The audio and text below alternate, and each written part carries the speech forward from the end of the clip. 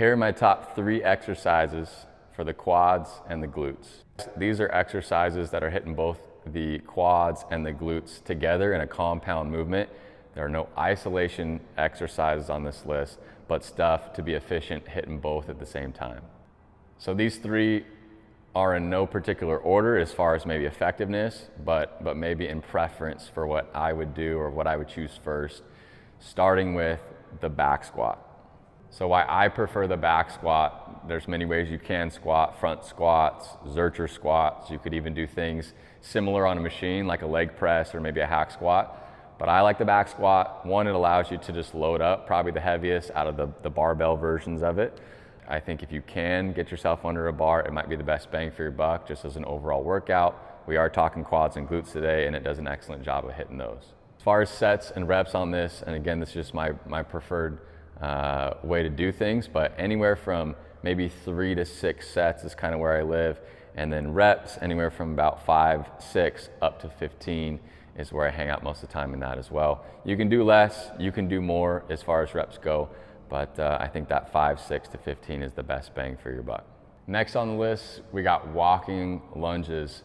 Like with the squat, there's different variations that you can do with the lunge. I like walking lunges, probably the best. Makes you feel like you're going somewhere as you're doing them. And like with the squat, there's different ways that you can load this. So you could put a bar on your back, similar to the back squat. You could have a bar maybe in the front rack position.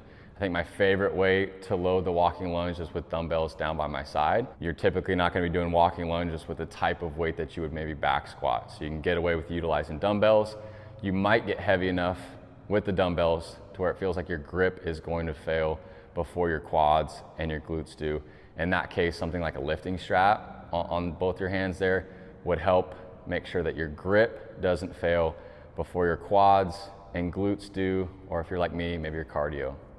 So with the sets and reps for the lunges, somewhere in the 3 to 4 set range, and then the 16 to 24 rep range is kind of where I live. That's total reps. So that's 8 to 12 per leg.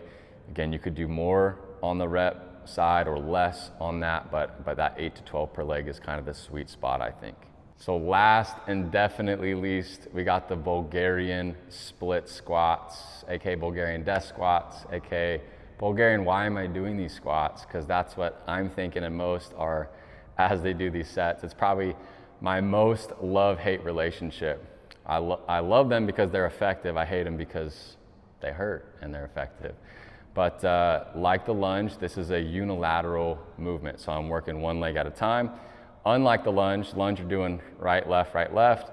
This one, you have one leg out in front doing the work, doing your 10 reps, let's say, before then you switch and do 10 reps on the other leg. So you're hitting that one side for the full amount before you then switch to the other.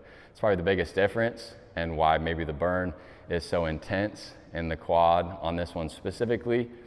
Where you set up, where you drop that front knee down is going to determine how much of this is quad as opposed to glute. Either way, you're hitting both. If the knee is more forward, it's going to be more quad dominant. If the knee's more back, it's going to be more glute dominant. As far as the sets and reps on these, very similar to the lunges, 3 to 4 sets. 4 might be a little bit much depending on what else you got going for that leg day. But then reps living in that 8 to 12 rep range per leg. Last note here, guys, what I went over today, those 3 exercises, again, those are compound movements. And with compound exercises, it's more taxing on your central nervous system, which just means it's going to be harder to sustain effort the more of those that you're doing. So for me personally, I would not probably do all 3 of those in the same leg day. Maybe I pick 2, the squats and the lunges, let's say, and then surround those 2 with more accessory isolation movements. However, if I make this shot next leg day, you got to do all 3. Oh, lucky for you.